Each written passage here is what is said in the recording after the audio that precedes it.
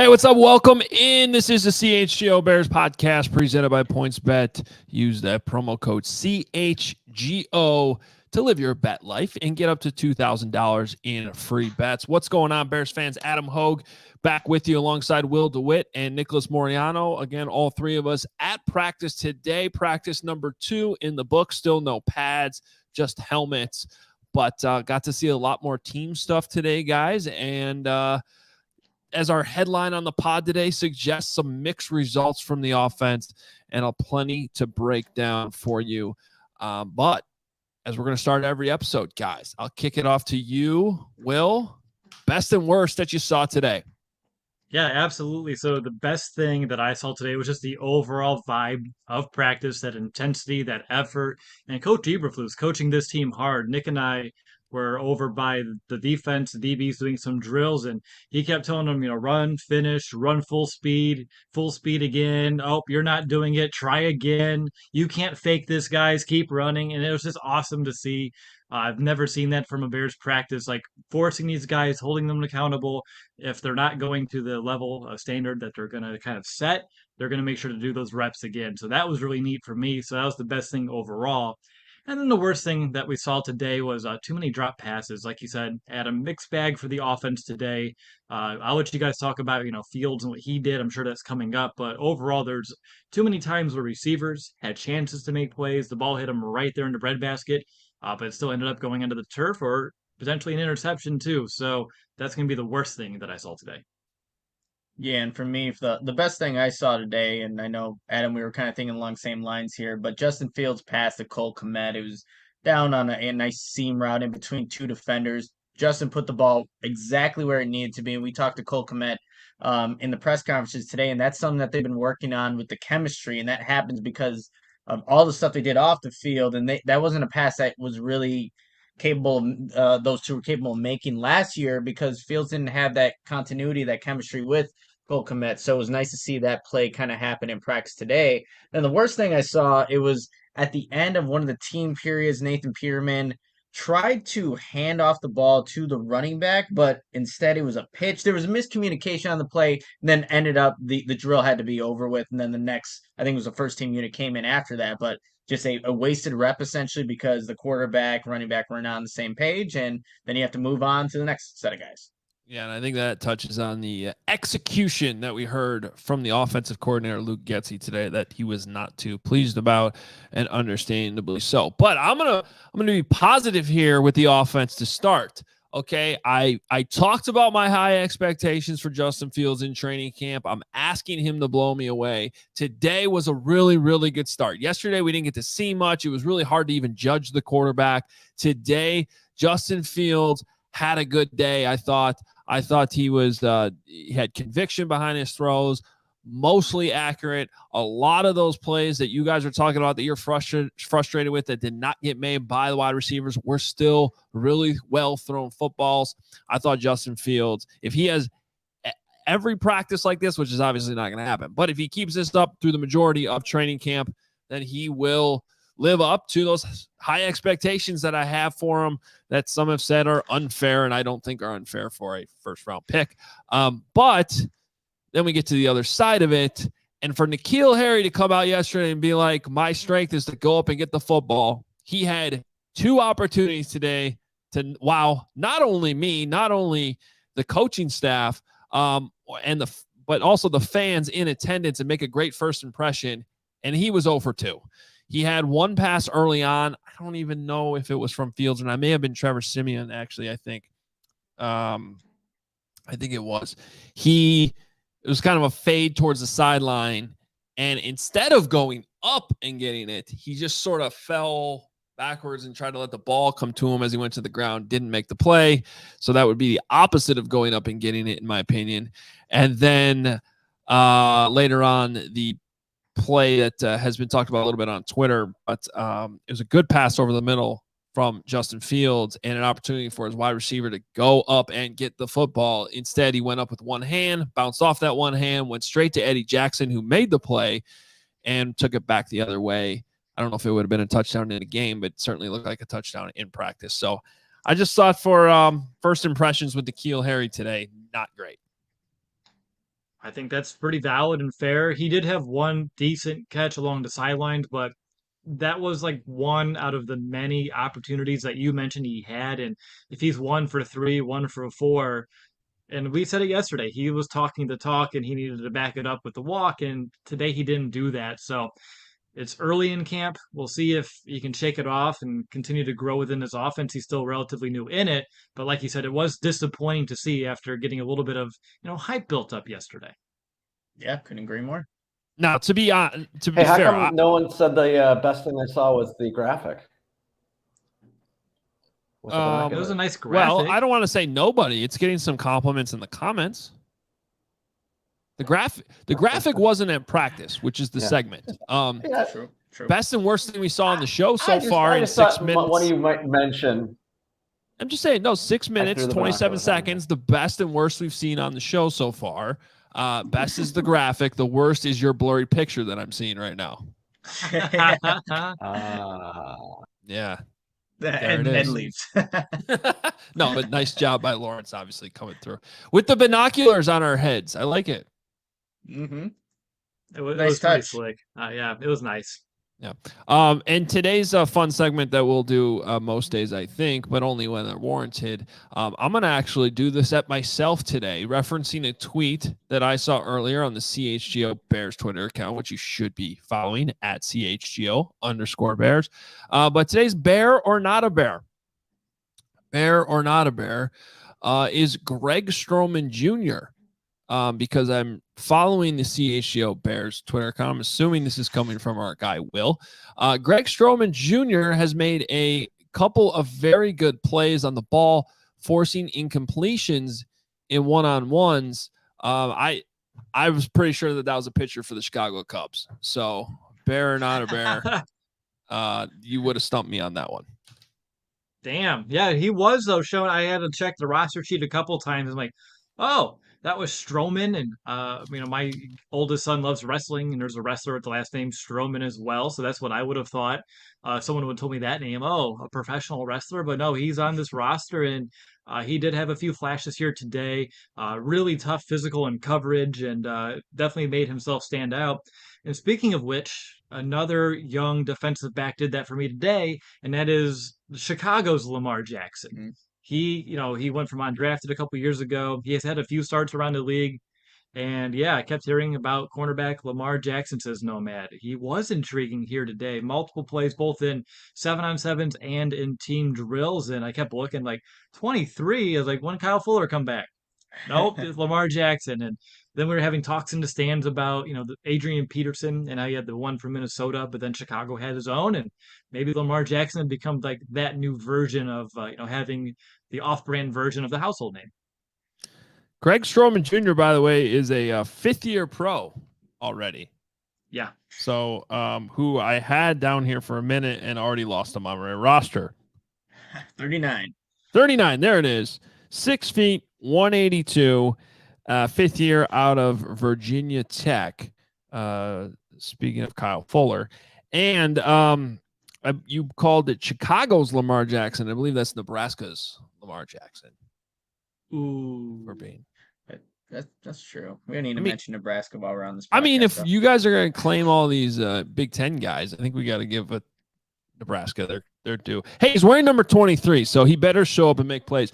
Lamar Jackson, though, to your point, had a few nice plays. You mentioned the interception, nice pass breakup.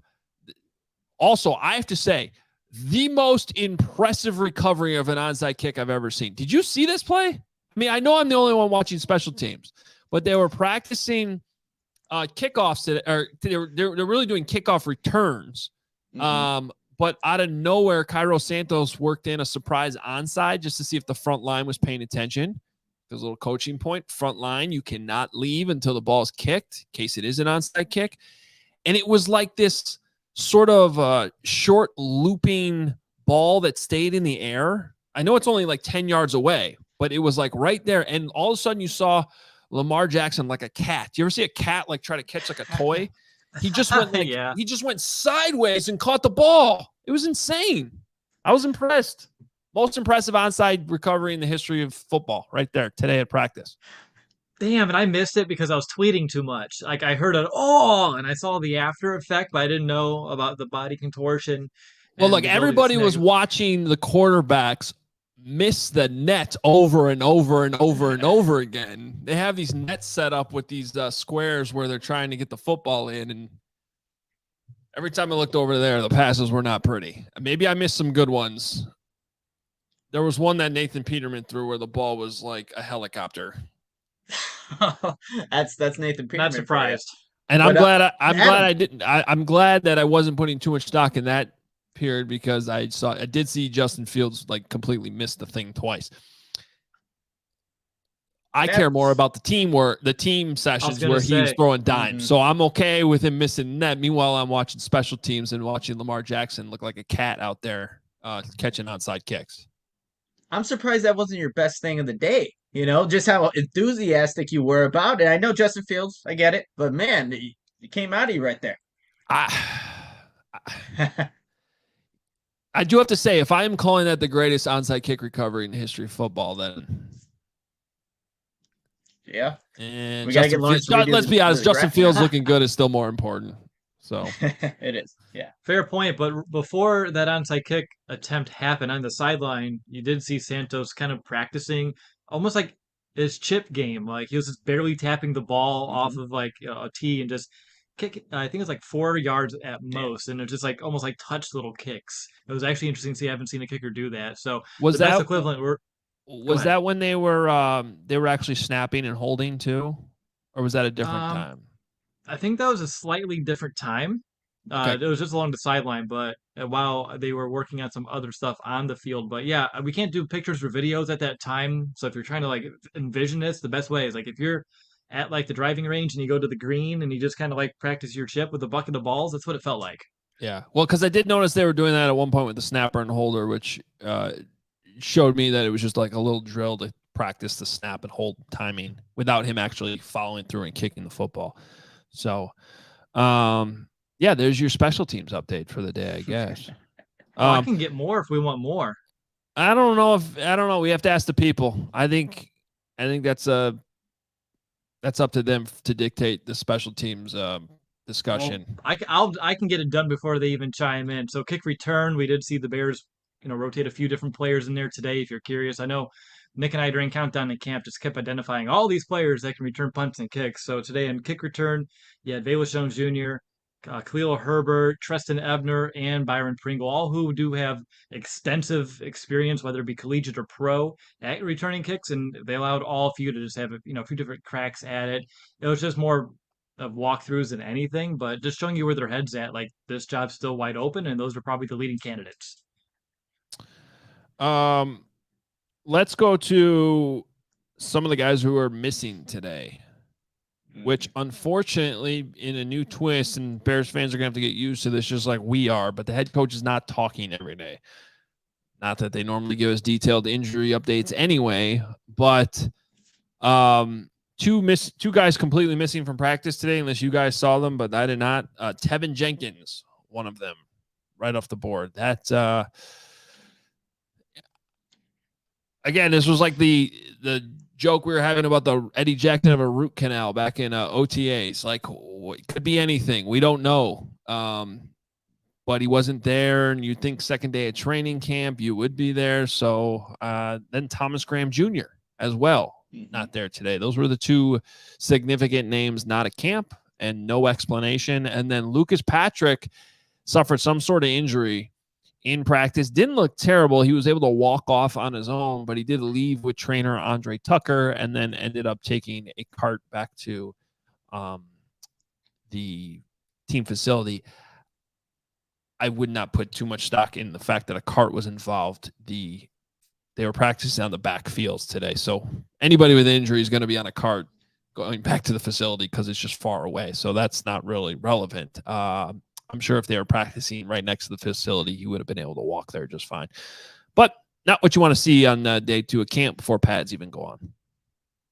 No, and you get Doug Kramer being the center for a majority of that practice after Lucas Patrick goes down. So you're already seeing a shift in the offensive line that's still trying to figure out what the best 5 is. And now again, we don't know the severity of Lucas Patrick's injury or what it is that actually got injured, but just something to monitor as they kind of approach the third practice here tomorrow and seeing what that line can look like, given on Friday. And with Tevin Jenkins, with a player like him that has that history of back injuries and that bothering him, and yesterday was the first, practice. We don't know what it is, but ideally, you hope it's not like his back, tightening up after getting into some contact, getting in some practice there yesterday. So we'll see if we get updates or if we see him tomorrow. That should be an update enough. But yeah, it was tough to see no Tevin out there today because I know he's someone that we're paying a lot of attention to.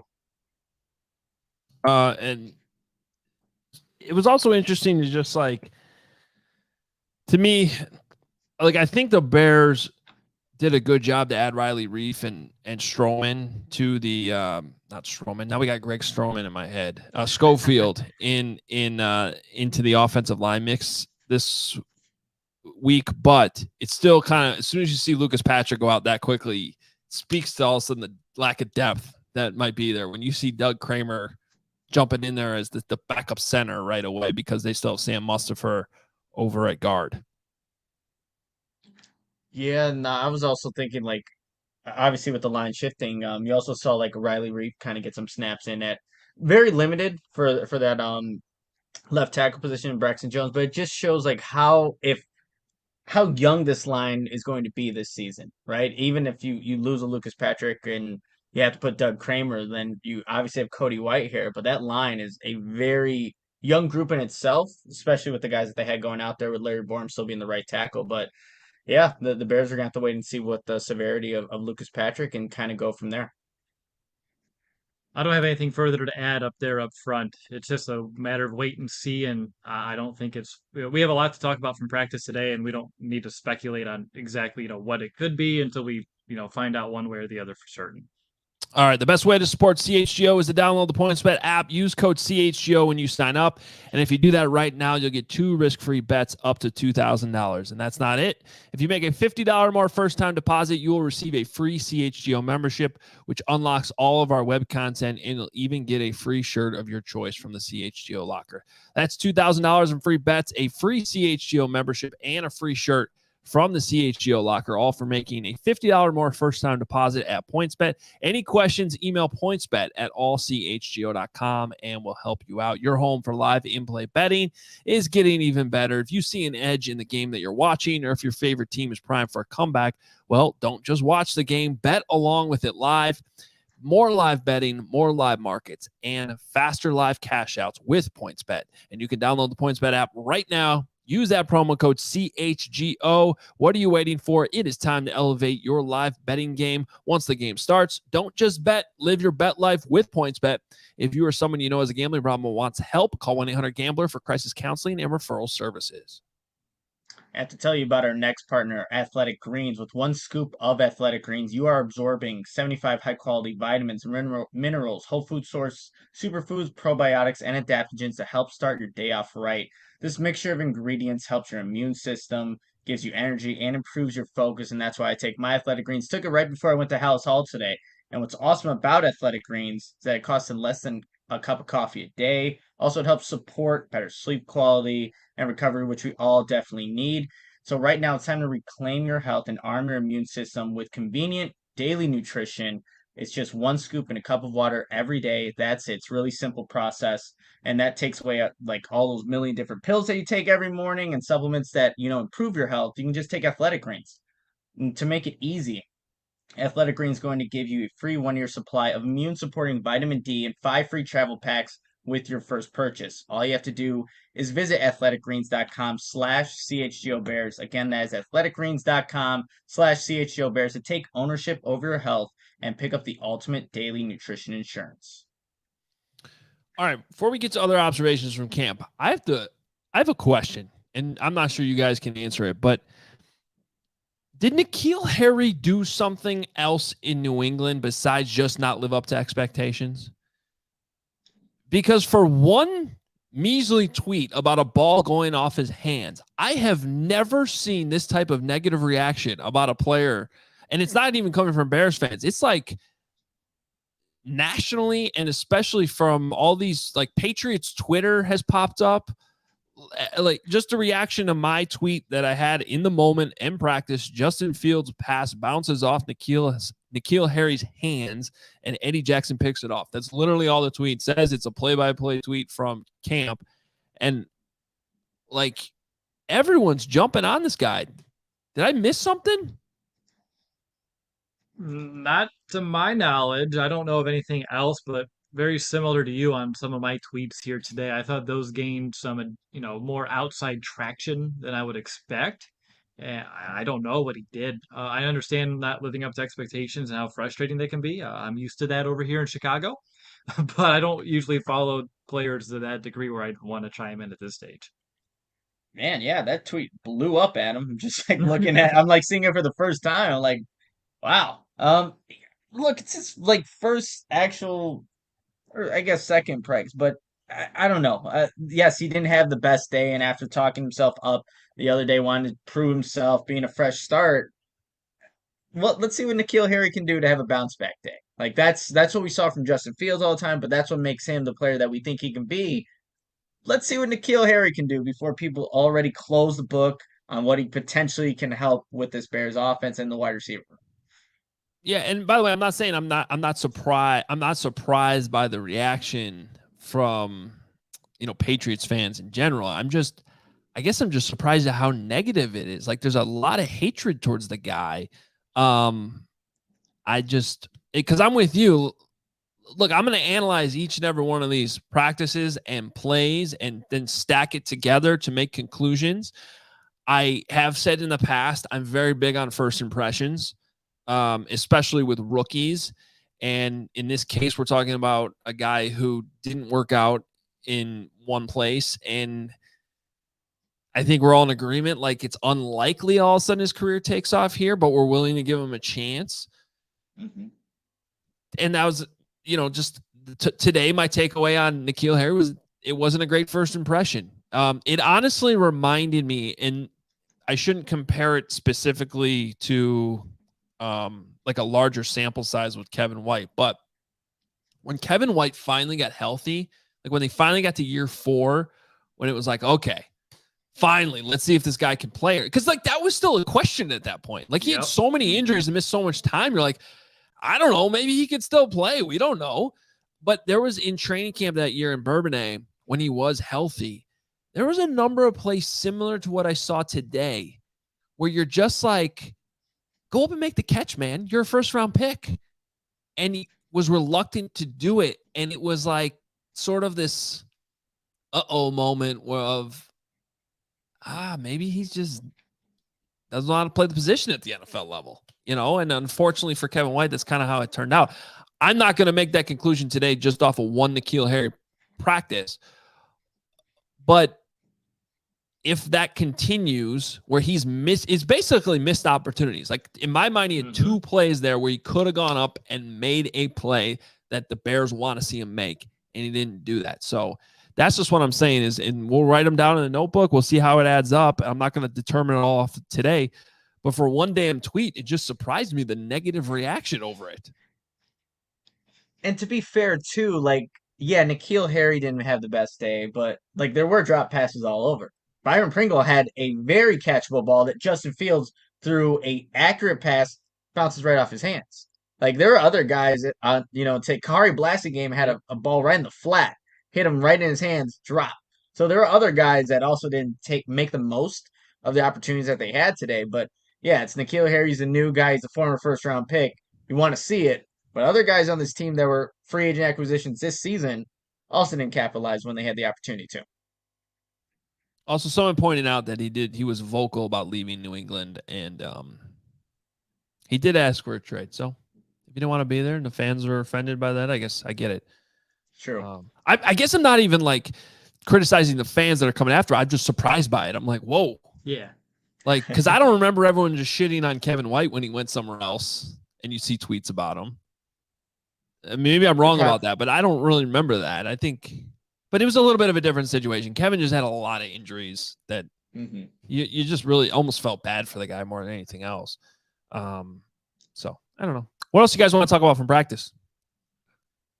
I think Kyler Gordon. Yeah. Getting a lot of reps at that nickel position. You talked about it in the press conference today, but I want to ask you this question here, Adam, because when Will and I were driving back, I'm like, is Kyler Gordon in the slot giving you the best three corners on the field if that's the position he plays? Because that means Kindle Vildor goes to the outside. You have Jalen Johnson on the other side.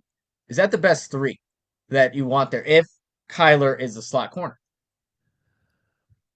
Well, I think it You want me to depends. share my thoughts real quick? Well, I just think it depends on who emerges. Let me put it this way. I am more intrigued by the options in the slot than I am outside. So on a day where Thomas Graham Jr. is not at practice, seeing Kyler Gordon, I guess let me word this a different way. I'm more intrigued by the idea of Thomas Graham Jr. being on the field than I am Kindle Vildor. Okay. So if we're trying to come up with the best three, I'd probably prefer Kyler outside, Graham inside. I'm saying that, though, without Thomas Graham Jr. having proven anything in training camp yet. So, that's like almost more of a hope than anything else that it works out that way. But you got to show it. And if he's not there, one thing I will say about Kindle Vildor is I just thought he was thrown in too soon, too raw. I think he's ideally suited as a backup on the outside than anything else. So it's a little too early to say. The one thing I will add, though, is if you go back to what Eberflus said about this defense very, very early on when he got hired, that nickel spot is huge. Mm-hmm. That slot corner spot is huge, and they didn't do a ton to address it in the offseason. So you do wonder if Kyler Gordon showing all this athleticism and instincts and willingness to not only go after the football, but also tackle, maybe that's the best thing for the defense overall, is to put him inside where he's in the fire a little bit more. That's exactly what I was trying to get in and saying, because, like you said, it's a very important position, both against the pass, against the run. He's a little bit of a bigger body, and he mentioned to the media, after it took him a while to get in there, but he finally was able to talk to us and mentioned he loves playing with that physicality. It's something that he thought when he's in nickel, he's allowed to kind of tap into more of his skill sets and become more of a complete player. And even though you want the best three, if you have like different weights on all these positions and but you need like your alpha here in the slot, then maybe it is like that opportunity cost where Flus looks at it and go, even though we'll suffer a little bit in the outside, if we have this dog here inside playing the slot, we should be able to make up for it too. And Thomas Graham did line up outside last year. He can do that. They did slide him in this year, so maybe you just flip-flop him, and who knows, maybe Lamar Jackson continues to show out too as an outside corner option for the Bears, someone that rises to the top. We've heard that term all through OTAs, and even yesterday from Flus talking about who rises, and maybe that'll be the best case for him too. But either way, it's interesting. I don't think neither of us really expected this early in camp to see Gordon playing so much nickel. Yeah, I agree. So it'll be interesting to see where that goes going forward. And that's definitely a spot where I think the combinations in the preseason games will tell us a lot too, and the plays that are made or not made in those preseason games. Same thing for N'Keal Harry, by the way. I mean, that's a guy you think plays a lot in the preseason, and if he can go out there and make plays in the game, then that'll help overcome whatever missed opportunities he had in one practice today. So we will continue to monitor that. Overall, there was a frustration from Luke Getsy. It was interesting, though, because the question was actually brought up in the terms of the drops that we saw today. And Luke Getsy went from that question, and his thought process was, I'm not so concerned specifically about the drops as I am just the lack of execution. And it's not, I knew where he was coming from. He's trying to talk about just lining up, doing the most basic stuff, not false starting. There were a number of false starts. One was just Tyler Carter, the rookie, when he got some reps at right guard with the ones, by the way. False start, got replaced immediately. Ryan Griffin, one of the tight ends, was guilty of one. There were a couple other ones too, by the way, where like the tight end looked like he flinched and then they didn't even call it. They just kind of let the play go. It was a little sloppy. And so I think that's where he's coming from with he said the lack of execution is what pisses him off. So I understand that. I'd be concerned about the drops too, but I also feel really good that I thought my quarterback played pretty well if I was Getsy. Yeah, I mean they almost executed the entire play, and then right at the very end with the drop. So I think you can live with that as an offensive coordinator, as an offense, and obviously you need to limit those drops. But the play didn't even get started with the false starts, the whatever it may be, the illegal motion, whatever it was. So you can live with the drop passages, probably concentration drops more than anything. So I think from Luke Getsy's standpoint, at least they're getting through the play and at the very end not finishing it.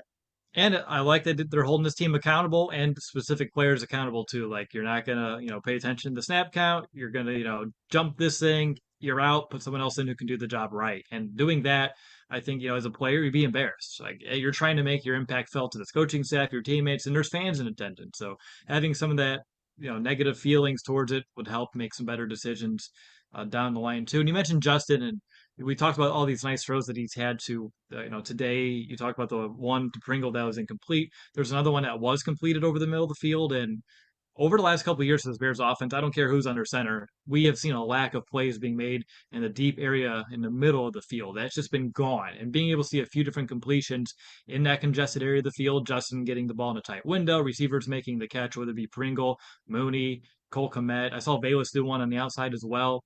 That excites me, seeing this offense. And they all said, like, we're just kind of still getting going. We're still in the install phase. We're not anywhere near where we need to be. But seeing them hit those sort of plays that I haven't seen really hit too much is something that gives me some confidence that this thing can come together this season for the Bears. At least show improvement from what we saw a few years ago or even last year. It may not be top 10, but at least we're going to be making some chunk plays over the middle of the field too. And with Justin, one other thing I saw today was throwing the ball away. When something was there, he just tossed it away. We'll move on to the next play. And sometimes, it's not fun to watch, but it's the right call to make. And for him to, recognize that nobody's open, there's something he can do with his legs because there's two people already collapsing on him. Let's just get rid of it, and we'll have to fight another down. And that's another small positive takeaway that I have from Fields today. Yeah, and I get a good sign that Cole Kmet was making the plays on the other end of that. The one play we talked about over the middle was not an easy catch in traffic, and I love that Kmet said later that that's something that Fields, that play up the seam is something that he and Fields repped every practice. Like right at the end, right? That's what he said. Yep. And he said, I knew exactly where he was going to throw that. And with the leverage I had on the guy, that was really cool to see. And that's the pretty much looked like at least a similar type throw, if probably not the same play since they're in a new offense, but similar type throw that Fields had to Jimmy Graham, right, in Pittsburgh. Wasn't that the Graham up the middle? That was one. Oh, yeah, the one where Matt Nagy called it a top 3 throw in the NFL. That's right. Yeah.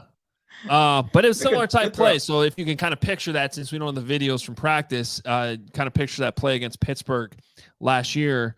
That was the type of play, and Kmet made it. And then there was one earlier too, where he's going down the left sideline. It's kind of an older over the shoulder type catch that he brought in that I thought was good. And those are the types of plays that I've, as someone whose team Cole Kmet had been critical of, is saying, though, you got to make the tougher catches. Like that's got to be something you do when those 50-50 balls are up there, make the plays. So that was a good sign.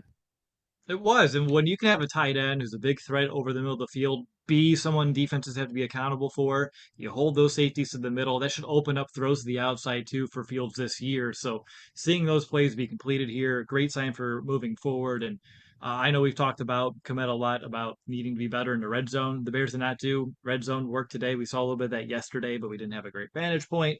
But Kmet did say that in this offense, in this scheme, that he feels like he's going to be put in more advantageous spots in the red zone, being worked a little bit more into low red zone as well, which is a little bit closer to the goal line compared to what he was last year. So I felt like he was confident and just kind of excited about what this offense is going to do for him, both from like just a general receiver spot, him being more of a blocker too, tap into that, and also inside the red zone, an area of the field that we've talked about he needs to be able to step up a little bit. If the offense can help him on a schematic standpoint, he seems like he's ready to take that next step himself personally to achieve some of those bigger goals this year. Yeah, and just real quick, and one last thing on comment before we should probably talk about Eddie Jackson because he also spoke to the media today. The one play you were referencing there, Adam, where he caught the ball on the sideline, that was against Eddie Jackson, one-on-one coverage, was able to break away and create some separation, which I know a lot of just fans want to see from Komet, but it was Nathan Peterman that threw the ball. So it was an accurate pass by Nathan Peterman and Komet making the catch, but Eddie Jackson, I think, had a pretty good day today, too. Was showing a little bit of what he can do in this defense. He came off the edge on one of the plays in 11 on 11, was most likely going to get a sack on Justin Fields. I know, Justin was kind of like shaking his head, like, I don't know about that one, but I think Eddie Jackson would have gotten the sack. And you mentioned the interception earlier in practice, but we got the chance to speak with him, after practice today, and he said how him and Jaquan Brisker, like Brisker would go over to his house and they'd watch film together. And that was kind of a mutual thing that they wanted to do. And that Brisker's always asking the right questions and just being like that mentor, just a veteran leader, just to kind of help out Brisker in his process early on in the NFL. Yeah, and he mentioned that he believes in Brisker is going to be a very good player in this league because he takes that initiative to tap into some of that veteran presence like Jackson. He asked not just a lot of questions, but Jackson said the right questions. And when I was in the room watching Eddie kind of speak when they're talking about the new system and like the culture around here and Coach Eberflus, like he had a smile to his face about like what the Bears are building here from a culture standpoint. And it reminded me a lot about like how his interviews went when he was playing under Vic Fangio, talking about him, talking about that defense. And Eddie Jackson really appears to be buying in 100% of what the Bears are trying to do here, this new culture shift, this regime change. And I think that could potentially lead to, better play as well if you're 100% committed and you like the coaches that you're playing for. Nick, you mentioned the interception. He came in off that blitz. I saw Kyler Gordon coming in off of a blitz too, so DB's getting all mixed in there. And one last thing about Brisker I just want to say is when we're talking about Gordon in the slot, one look that I really do like is Brisker coming down, not just actually in the box, but outside of it being an outside guy. And he does have good man-to-man coverage skills. So when the Bears are in their base and they need to slide someone down outside, they can bump Kyler in. And that's another, I think, interesting wrinkle that I wasn't envisioning at coming into this year, but seeing it, it makes a lot of sense to kind of put yourself in the best position forward. Yeah, and by the way, we had a question there. Eddie Jackson, does it look like he's bought in? 100%. I say yes. I mean, like I know I kind of teed him up at the end of the press conference to talk about the buy-in and what's he going to say, but he took it a step further because I really just asked like, hey, where does that stand right now, and how long does it take to get there? And out of adding his complete like his own context on his own to the question, like he said he felt it like within a month of them just being in the building that the buy-in was going to be there. And I think we already kind of crossed that bridge earlier in the offseason. I mean, that was our big question when these guys got I remember going back to the combine when these guys got there and all this talk about this hits philosophy was how was it going to be received by the players. But everything we saw in the offseason, if you want to knock the talent, knock some of the struggles on offense, things like that, pointed to the buy-in being there for the defense specifically. And Eddie Jackson is one of the biggest names, right? That you're like, you need this guy to buy in. And, I'm not excusing him for not finding a way to still have success under the previous coaches that were here. But I do think you have to point out, like, if you just look at the coaching staff so 2018 was a great year. 2019, well, Fangio's not here anymore. And it's not just Fangio, by the way. It's Ed Donatel. Ed Donatel was really well loved by those players in the defensive backs room and did a lot of good things with those guys. So he leaves. Now he's the DC in Minnesota, by the way, Ed Donatel. And it just, I don't know, for whatever reason, didn't click the last few years. That, again, not necessarily an excuse for it, but you do wonder if he does have that buy-in with this new coaching staff. Maybe this is the system and the coaches that lead to somewhat of a bounce back year for Eddie Jackson. Totally. I mean, Vic Fangio was like a no bullshit type of coach. Like he wasn't going to take anything, and he holds his players to a high level. He pushed them tremendously. You can tell how respected he was in that locker room in terms of like how those players like bonded around him, surrounded him, and his departure really left a toll on a lot of players on that side of the ball. And I thought the Eddie Jackson that spoke with us here today just really resembled the person and like how he just felt and looked, and he just looked elated. And I don't recall him actually like having smiling a lot or just being happy to be around lately. And the fact that he's buying in, and I think Eddie Jackson, as much as it's weird to say, like I think he likes being coached hard, and I think that's players that are like want to be special in this league appreciate being pushed, appreciate the challenge, and maybe he just wasn't challenged enough and held to the standard, and he just kind of like said, "Screw it! If you don't care, I don't care." And now he can't do that anymore, and it could be a bounce back year for him if he's gonna keep that attitude up. It's a great mindset to have. Well, how the practice started, like we got to see, like we mentioned it earlier, Eberflus was yelling at these players to run from the 30-yard line into each corner of the end zone. And to me, it looked like Eddie was beat by Jalen Johnson, and Eddie Jackson was in front of him. And Eberflus yelling, "That's a loaf. That's a loaf." And Eddie Jackson talked about in his press conference today, yeah, we had to redo it 3 times. But didn't he seem like almost excited that he was called out? Like he Yeah. was smiling about it. Like So I had to do the drill 3 times, but yeah, like go ahead, Nick. no, that's why I think he's bought in. Like this Mhm. coach is going to keep everybody accountable, even on that rep where the entire defense is running from the 30 into the end zone, calling out individuals, kind of looking at him, Eberflus. So yeah, the whole buy-in with Eddie Jackson, I think it is real. And if that's the case, maybe we do see just a well-rested, a better version of Eddie Jackson that we haven't seen in the last couple seasons. All right, we have some more coming up on Darnell Mooney. We have to empty the notebook, and we have some questions coming up. But Will?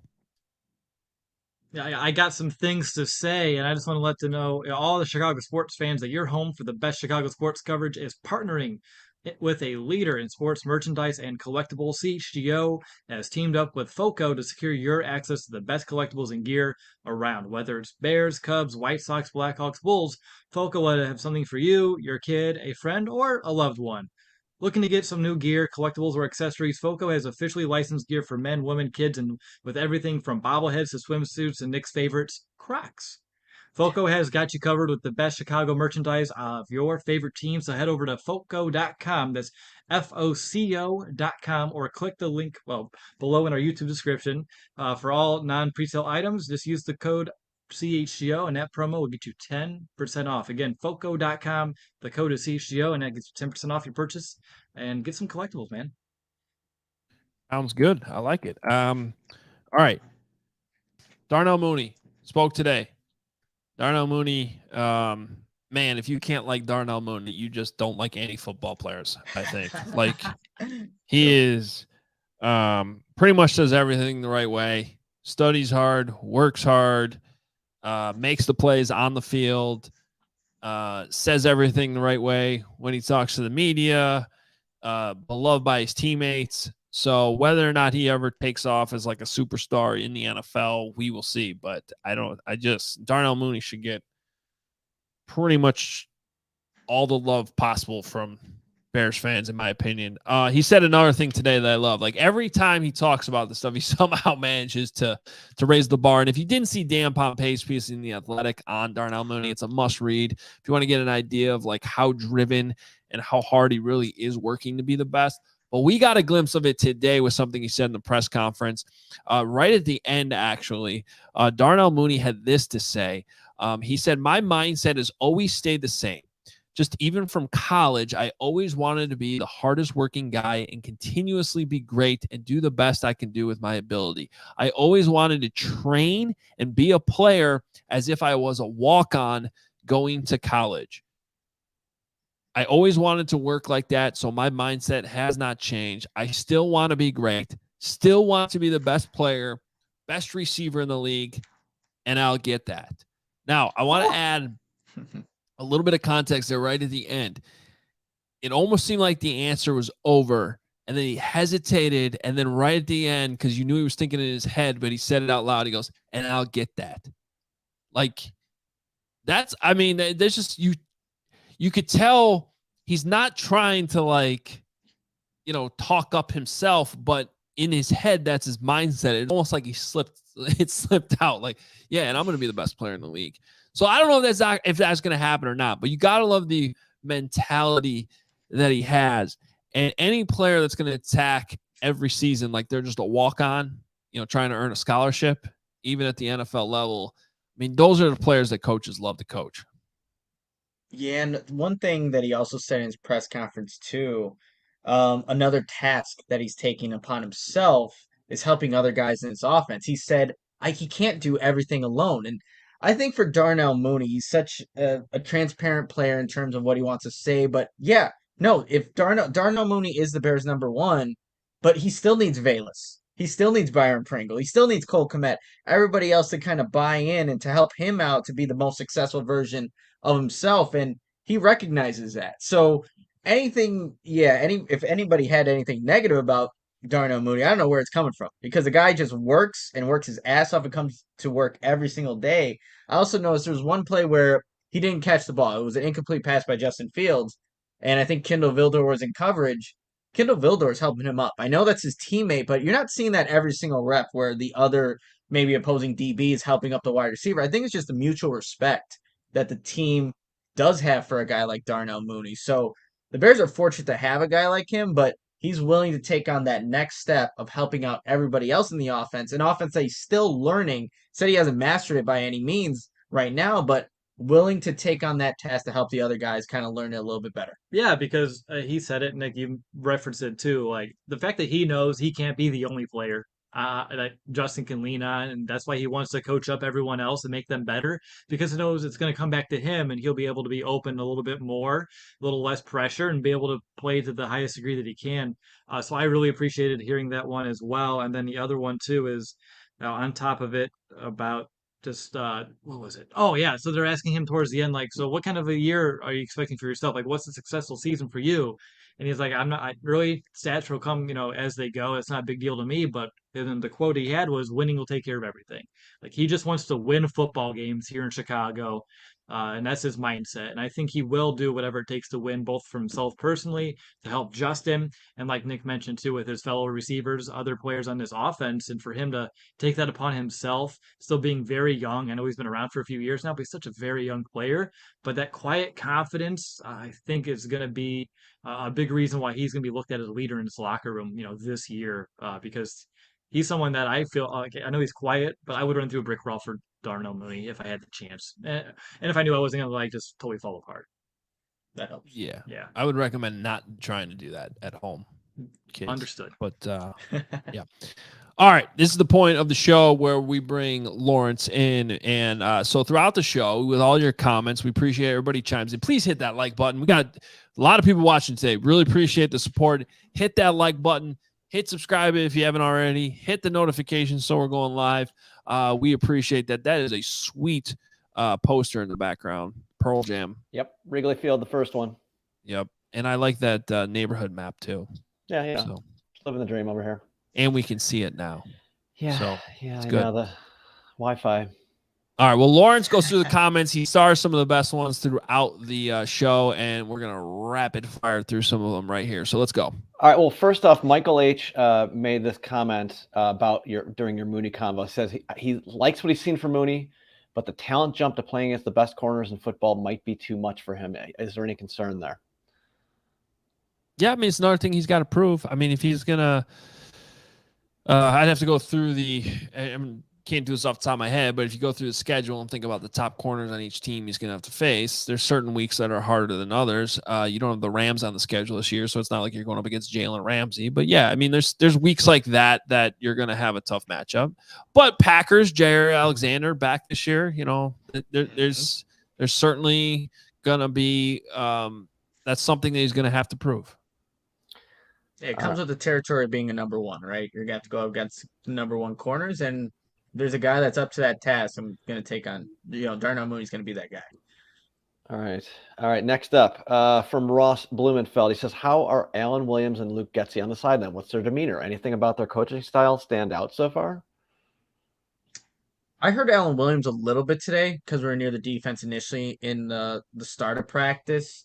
He called out Caleb Johnson for being, I think it was Matthew Adams who beat him in a drill. He's like, "You're gonna let that old man beat you?" Like, so he's a little bit verbal there. But in terms of Luke Getzey, I didn't hear much of him, but that was like the one thing I heard from Alan Williams. A little bit vocal at times throughout the practice. Let's see here. How about the most important question of all from Nomad? 3-tech update, Nick. I was waiting for this question because I had it written down in my notes throughout. So there's a couple guys, Nomad, and I think there was somebody else I was asking about 3-techs. Okay, yep. Oh, music updates coming up too. So we had 98, who was Makai Treadway, was one of the guys that kind of repped in on the interior. Also 96, Whoa, London. whoa. Yeah. What is the 3-technique depth chart? That's the question. I don't need to hear about who's He's saying rotating 2s and 3s. in. The depth chart. I mean, on any given time, it changes. You know that, Adam. It changes. No. Who's the He didn't starting say 3 depth chart. technique? Who's the number 2? Who's the number 3? Oh, So you Isn't go that what the Justin original Jones. question was? Am I wrong here? You're right. I thought he wanted 2s and 3s. I'm giving you 2s and 3s after Justin Jones. We all know who the 3-tech is. Okay. Like, that's a given. No, but here's But I'm the giving thing, you the there's guys not that are two coming behind. 2s. I want to know who the 2 is and who the 3 is. There's not 2s and I'm 3s. sorry. 98 was the first person in my notes. If that answers the question, which would have been Makai Treadway. So there's 2, and then 3 would be 96, which would be LaCale London. So there's 2 and 3. Okay. Whew, wow. Okay, we made it through there. All right. Next up, we got some player questions. Here, first off, I don't know if you know the answer to this, but Shy Deshaun says, who were the starting safeties? Ooh, did I do this one? Yeah, this was a little bit easier, but I think Will can do this. Eddie Jackson and Jaquan Brisker are your Ding. starting safeties. Ding. That's not going to change. Okay. How about this from J Nil Bear 200? Did Zach Thomas get any reps at right guard? Not with the ones. I actually noted that. I was a little surprised that with all the people, I don't want to say all the people, there were some different options going in at guard. Like Tyler Carter getting some reps at one point with the first team. I did not notice Zach Thomas get any, and I noted that because I thought that was a little surprising to me. Adam, who are the 2s and 3s of the right guard position? Like, you're saying no. guys are in and out, right? That question was not asked. No, it's fine. No. But I do know that though. It started with, actually, that was notable. I thought Ja'Tyre Carter was getting looks with the ones, and then Sam Mustipher. There was a 1-point practice. So if you're going to go to 1, Ja'Tyre Carter, 2, Sam Mustipher, then 3 would have been Schofield. Although I didn't specifically see him out there. Riley Reef seems to be doing more than Michael Schofield so far. Yeah. Between those two. Yep. So. All right.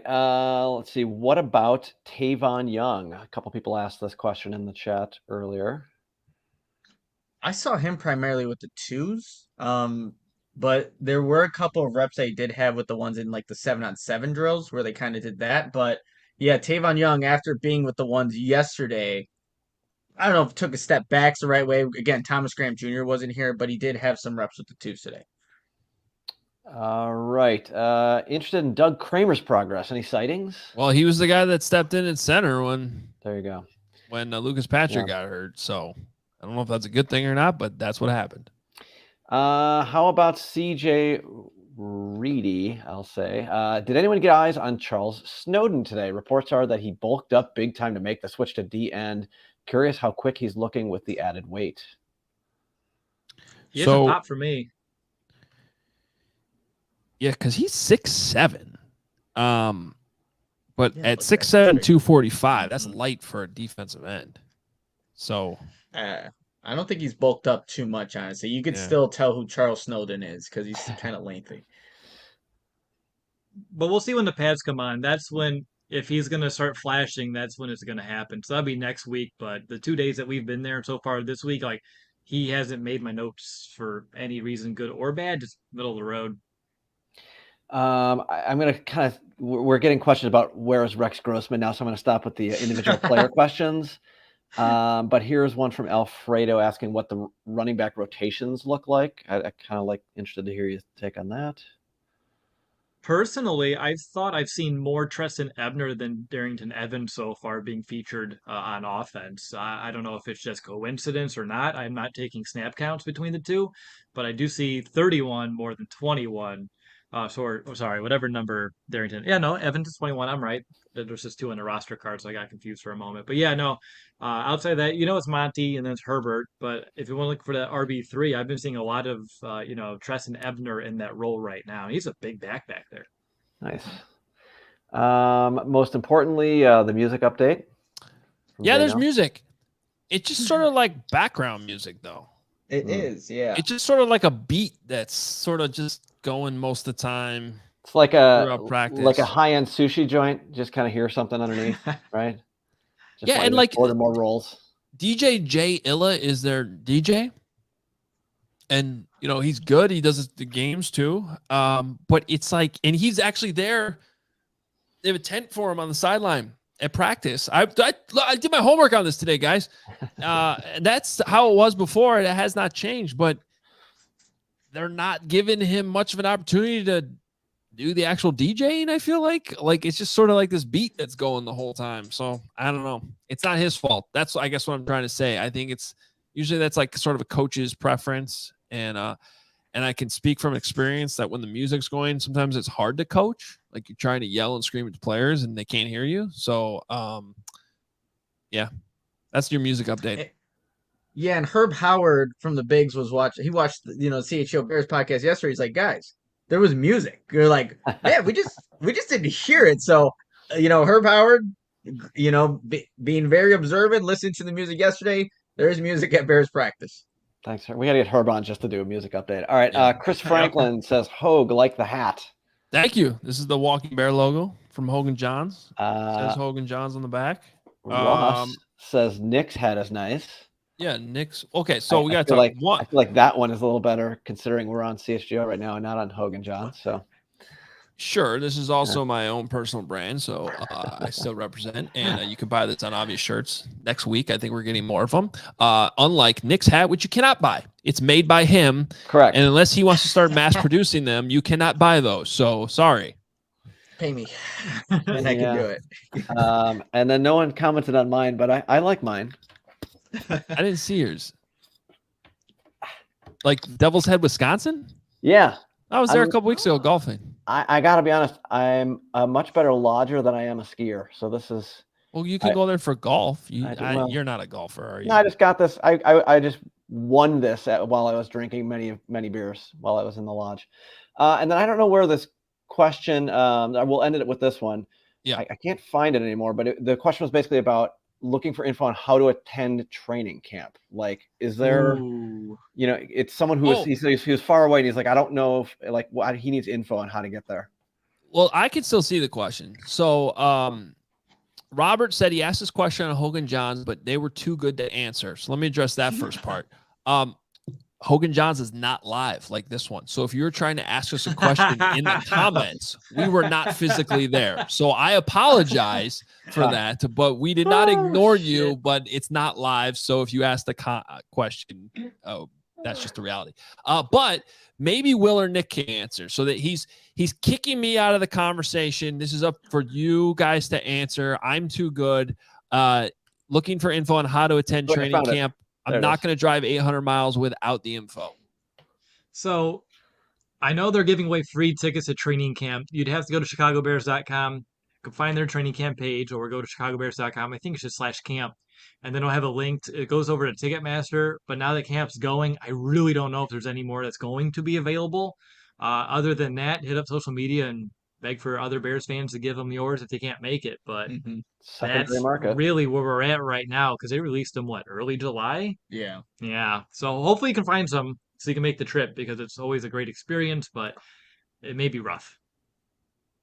All right, well. And I'm not going to make a big deal out of this like I did last year because I did and people got mad about it and whatever.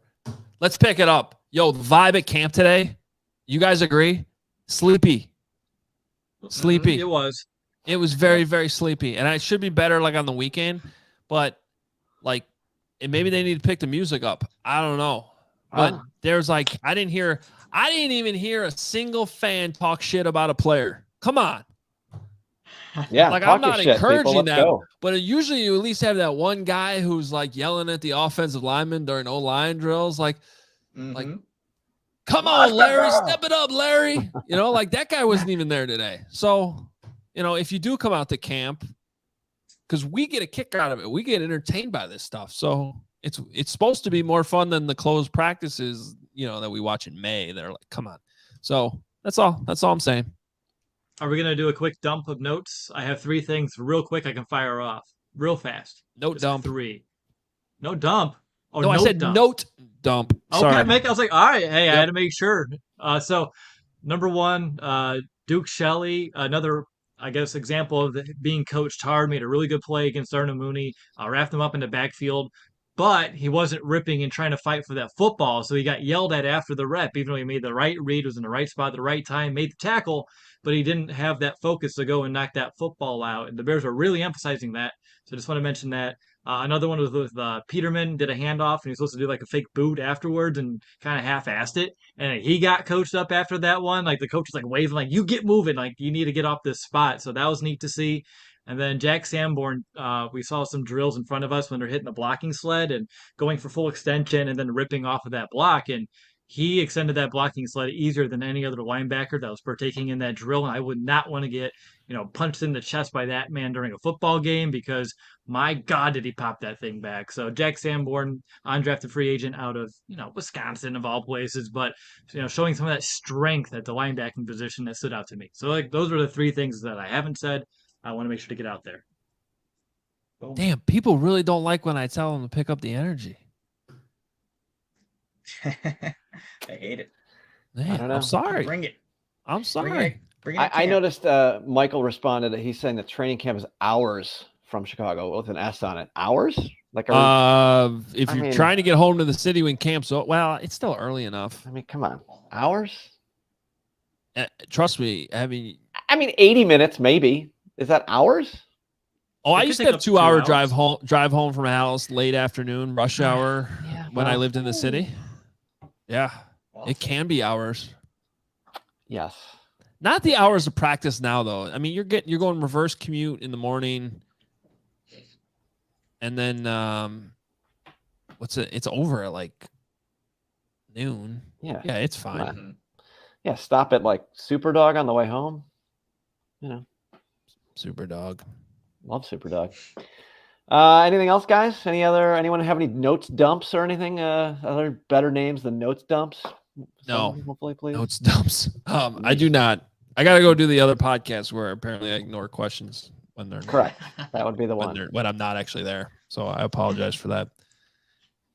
You can hit me up on Twitter. I answer questions that way, which is a good way to end the show. Follow us on Twitter at Adam Hoge, at Will DeWitt. The L's are ones, at Nicholas Moreano, at CHGO_sports. You can bother Lawrence too at Law on the Draw. Call Feel him free. Aaron Rodgers stuff. Please follow us at CHGO_Bears as well. Plenty of good content. All CHGO.com. We got videos that Will and Nick are pushing out, written content, tons of good stuff. Check it all out. All CHGO.com and across all the social channels. Again, please hit like if you like the show. We appreciate you. We're back tomorrow again. Another practice at Halas Hall. We'll be here at 2:00 to wrap it up for you.